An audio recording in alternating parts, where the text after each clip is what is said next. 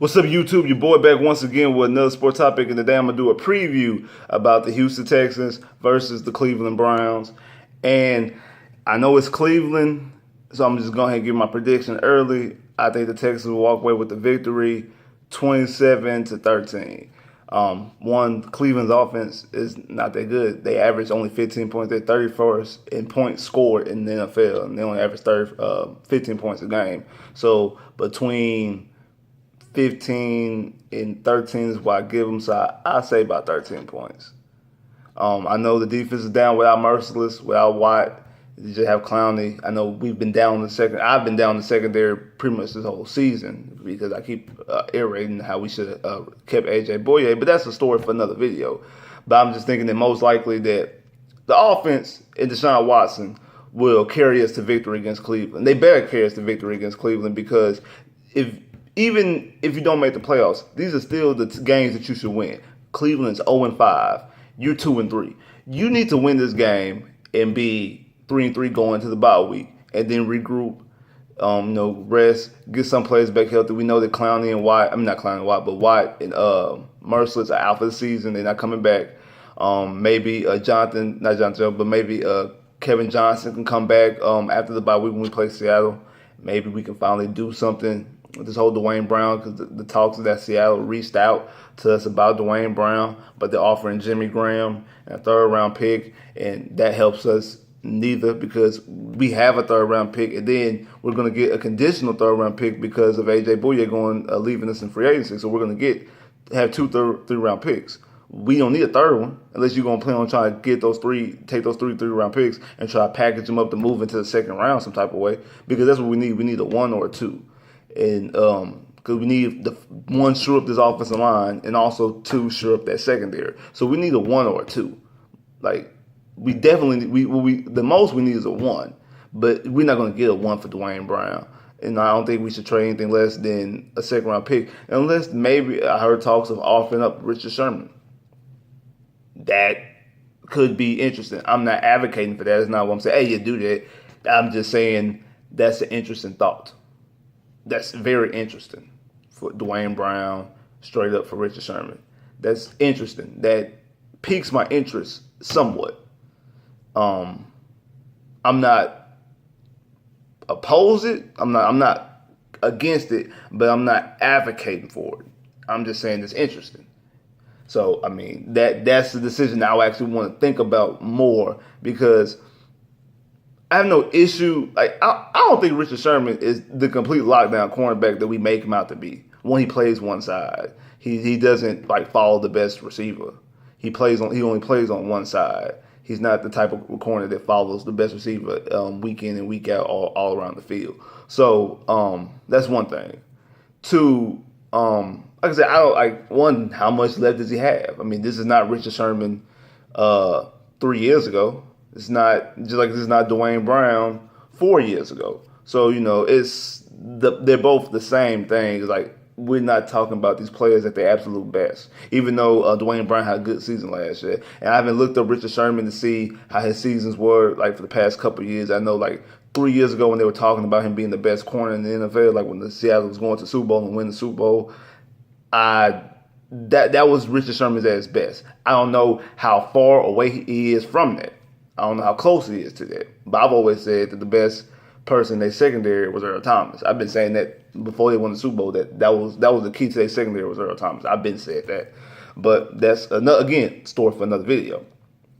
But back on this Cleveland Brown game, this like I said, this is going to be DeShaun Watson's team going forward because of the injuries. This offense is going to have to carry us week in and week out. We're going to have to put up points, and hopefully that we put up enough points that the defense can at least slow them down enough not to match the points that we're making. We can't win games 13-10 no more, or 13-9, or 17-14. We're not going to be able to win those type of games. Those are not the type of battles that we're going to be in. All our battles pretty much are going to be 20 plus. So expect 20 points by both teams in every game, because the opposing team more than likely is going to score 20 points unless it's a bad offense like I think Cleveland is. I don't think Cleveland's a good offense. I mean, they're not starting Kaiser. They're starting, I think his name Hogan. I think that's what his name was. They're starting him. No 12 Pryor because he's in Washington. No Corey Coleman because he's hurt. They don't really have a slew of offensive weapons, so they don't really put up points. That's the reason why they're 31st in the league in scoring. So I think Myles Garrett is going to be playing, so we're going to see him in action. I don't know what to expect from him because if I'm not mistaken, I'm thinking this is his first game. I don't know, did he play last week or not? Again, I didn't watch Cleveland last week, so I don't know, to be honest. But I'm thinking this is his first or second game because he might have played week 1. I'm not 100% sure because, like I said, I don't watch Cleveland. Only thing I know is that Kaiser got benched last week in the middle of the game, and they put the guy in, and then called him to start this week. So, but like I said, I think the Texans will win the game 27-13 because the defense will hold them enough because it's not a good offense. I don't see them scoring. It's NRG, and I think what the Texans are going to do is basically what they did against Tennessee. They're going to score first, they're going to score often, and they're going to keep the ball in their hands, and it's really just going to put Cleveland in the bind, and they're going to be trying to do too much to get back in the game, and then that is when it's not going to work for them. But like I said, it's DeShaun Watson right now. DeShaun Watson, Will Fuller, Hopkins, Lamar Miller, Deontay Foreman, Bruce Ellington, Ryan Griffin, Braxton Miller. Where you at, man? Like, where you at? Like, you're gonna end up being cut like Jalen Strong did. You're gonna be another 3rd-round pick that doesn't make the team a year from now. I mean, you're being held to their scratches. I don't know. I don't know if it's you or if it's the coaching, because to me it kind of seems like that they don't know how to use him. But then they out here using Bruce Ellington on reverses. I'm like, why they can't use Braxton Miller on reverses like that, reverse option passes and stuff like that? I mean, he used to be a quarterback. He was a Heisman finalist, or at least on the Heisman watch as a quarterback on Ohio State. So why he can't do those things as a receiver? And I think they tried to put him on the outside too much. I think they should completely play him in the slot. But again, it might just be what's going, because I'm not watching practice, so I don't know what's going on in practice for him not to be progressing. And now, like I said, 2 games in a row, healthy scratches. Who knows if he's going to be a healthy scratch again against Cleveland? More than likely he will, because I think because of the injuries on other fronts, you're going to need that roster spot for other things, to shore up other stuff, and you're just not going to worry about Braxton Miller especially now that you have Will Fuller back, and Bruce Ellington making plays, and you already know about Hopkins, the $1 million kid right now. So it's really, I don't really know what's going to happen with Braxton Miller. But DeShaun Watson out here feeding everybody. Like everybody's getting points. Everybody's making plays with DeShaun Watson. DeShaun Watson makes everybody look better. Look the difference between Lamar Miller this year and Lamar Miller last year. Look at the difference just in 2 games alone with Will Fuller last year and Will Fuller this year. All last year, 2 touchdowns. This year, 4 touchdowns in 2 games. Hopkins, all last year, 4 touchdowns. In the first 5 games of the season, 5 touchdowns by Hopkins. He's second in the NFL in receiving touchdowns. Now, I know the last touchdown was a garbage touchdown. I get that.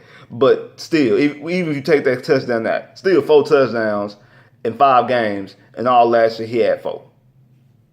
Safe to say that he more than likely would have more touchdowns anyway, even if you took out the garbage touchdown. And then both Will Fuller touchdowns last week weren't garbage, especially that last one, because that pulled you within 6.